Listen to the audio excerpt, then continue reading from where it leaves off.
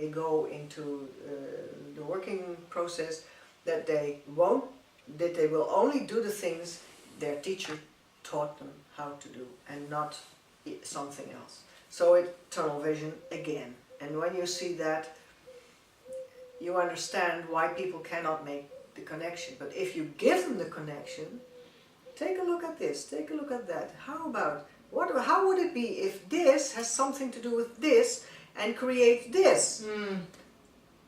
Okay, and then they can understand what is really going on.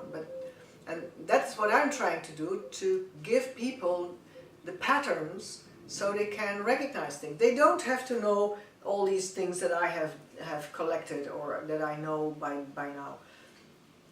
Only if they recognize the pattern, that you can see, oh, wait a minute, if he says that, yeah, that's coming from that, and that's no good, so let's skip that. It's interesting what you say about the pyramid, how a few are taught the knowledge, because that very much is reflected, in fact, in all societies that have secret societies that keep this sort of esoteric knowledge to themselves, and the goyim, the mass, get fed everything from false education to prison religions and all of that to keep them in a sort of sheeple mentality and not able to think for themselves. Absolutely. So it's it all ties in, makes perfect sense. So going back to Codex Alimentarius, tell us a little bit about how Codex came about, what it means for us today, and how it will affect us in the immediate future. Okay.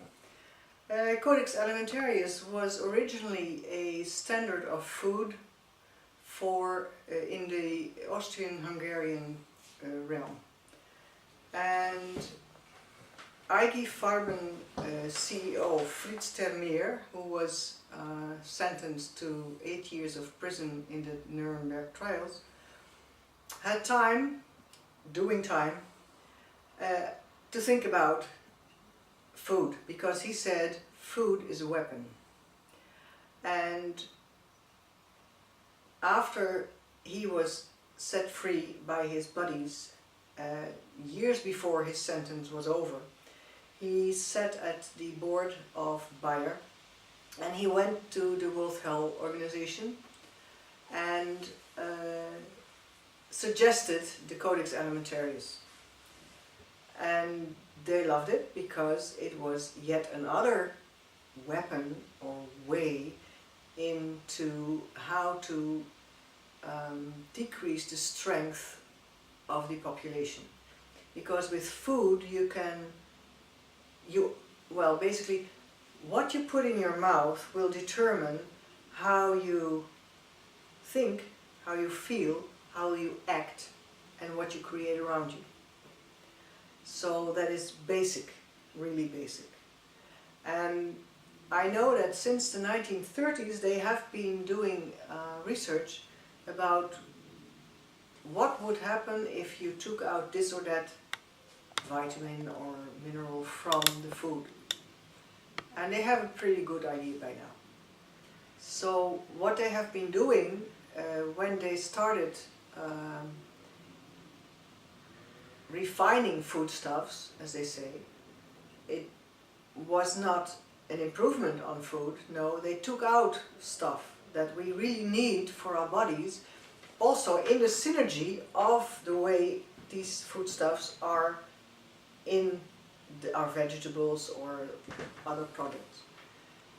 So they started taking out things, and it's the best book on nutrition is by Weston Price. He is a dentist. He started his practice around 1900 and stopped doing it in 1930, and then he traveled around the world to take a look at how indigenous people, what they look like in terms of their teeth, because he had seen that in the course of his practice in these 30 years, at the beginning the children had strong teeth, broad basis of their nose, and there were no problems with when the wisdom tooth came.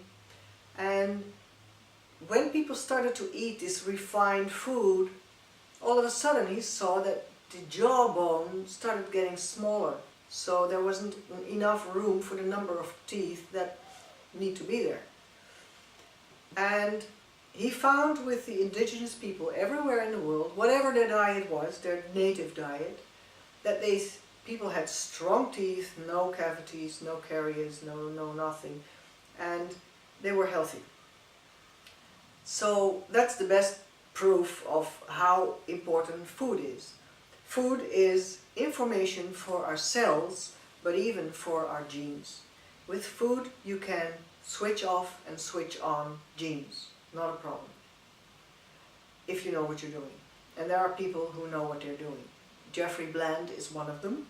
He has this huge center in America where he helps people getting back to the original situation in their body processes, so he doesn't deal with their heart disease or their cholesterol problem or their diabetes or their this, that or the other.